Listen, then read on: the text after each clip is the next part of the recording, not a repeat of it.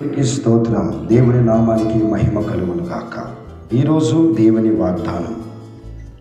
దేవుడు ఆ 7వ దినమును ఆశీర్వదించి పరిశుద్ధపరిచెను. ఆదికాండము 2వ అధ్యాయము 3వ వచనం.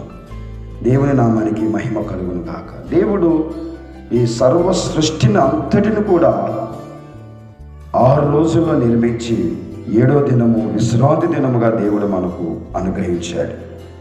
కాబట్టి విశ్రాంతి దినము అది పరిశుద్ధమైనటువంటి దినం, దేవుడు ఆశీర్వదించినటువంటి దినం కనుక ఈ సంవత్సరంలో మొదటి ఆదివారం ఇది. ఎవరు మిస్ అవ్వకండి. ఖచ్చితంగా దేవుని వాక్యం సెలవించినట్టుగా ఆజ్ఞ ఏంటంటే మీరు 6 దినములు పనిచేసి 7వ దినము విశ్రాంతి దినముగా మీరు ఆచరించవాలని దేవుడు మనకు ఆజ్ఞ ఇచ్చాడు. దేవుని యొక్క ఆజ్ఞ మనం నెరవేర్చి దేవునిని మనం సంతోషపరిచి దేవుని సన్నిధిలో మనం దేవుని గణపరిచినట్లయితే ఖచ్చితంగా ఈ సంవత్సరం మొదటి ఆదివారం నుండి సంవత్సరంలో ఉన్నటువంటి 52 ఆదివారం దేవుని సన్నిధిలో మనం అందరం కూడా మరి ఆయన సన్నిధిలో ఉండాలని, ఆయన సన్నిధికి వచ్చి దేవుని ఆరాధించాలని మనసారా కోరుకుంటున్నాం. ఎందుకంటే దేవుని వాక్యం రాయబడిన యెషయా గ్రంథము 58వ అధ్యాయము 13వ వచనం. నా విశ్రాంతి దినమున వ్యాపారం చేయకుండా నాకు ప్రతిష్టమైన దినము నీవు ఊరకుండిన ఎడల విశ్రాంతి దినము మనోహరమైనదనియు యెహోవాకు ప్రతిష్టమైనదియు ఘనమైనదనియు అనుకోని నువ్వు ఘనముగా ఆచరించినలా నీకు ఇష్టమైన పనులు చేయకయు వ్యాపారము చేయకయు లోకవార్తలు చెప్పుకొనకయు ఉండినలా నీవు యెహోవా యందు ఆనందించేదవు. దేశం యొక్క ఉన్నత స్థలముల మీద నేను నిన్ను ఎక్కించేదను. నీ తండ్రి అయిన యాకోబు స్వాస్థ్యము నీ అనుభవంలో ఉంచేదను. యెహోవా సెలవిచ్చిన వాక్కు ఇదే. నిజమే.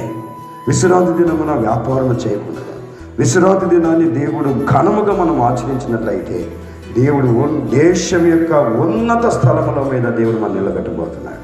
కనుక ఈ 2026వ సంవత్సరం ఒక తీర్మానం చేయండి. ఆదివారం మీరు మిస్ అవ్వకూడదు. ఆదివారం దేవుని సన్నిధికి వెళ్ళాలి. ఆదివారం దేవుని సన్నిధికి వెళ్ళి దేవుని ఆరాధించి గణపరచాలి.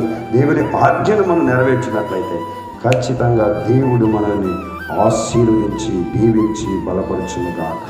ఆమేన్. ప్రార్థన చేసుకుందాం. మహాపరిశుద్ధుడైన దేవా, మా గొప్ప తండ్రి, నీకు స్తోత్రము నాయనా. నీవు ఇచ్చిన వాగ్దానాన్ని బట్టి నీకు స్తోత్రము తండ్రి. దేవుడు 7వ దినమును ఆశీర్వదించి పరిశుద్ధపరచును సెలవించినట్టు ఈ పరిశుద్ధమైన దినాన్ని 7వ దినం విశ్రాంతి దినాన్ని ఆశీర్వదించిన దినం మేము పోగొట్టుకోకుండా ప్రభావ నీ సన్నిధిలో ఈ మొదటి ఆదివారం గడుపుటకు సహాయం చేయదండి నైనా. మరి ప్రభువా, నీవు ఇచ్చిన వాగ్దానం మా జీవితంలో నెరవేర్చండి. మా జీవితాలకు కావాల్సిన ఆశీర్వాదం మీరు కలిగించేయండి.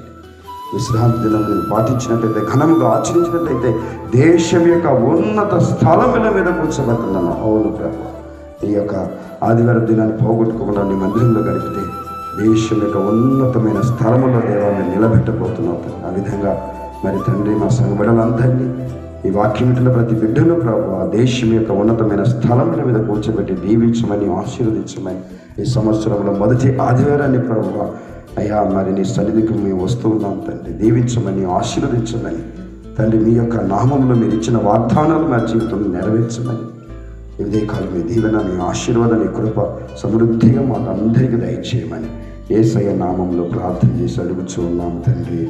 ఆమేన్. దేవుడు దీవించును గాక. God bless you.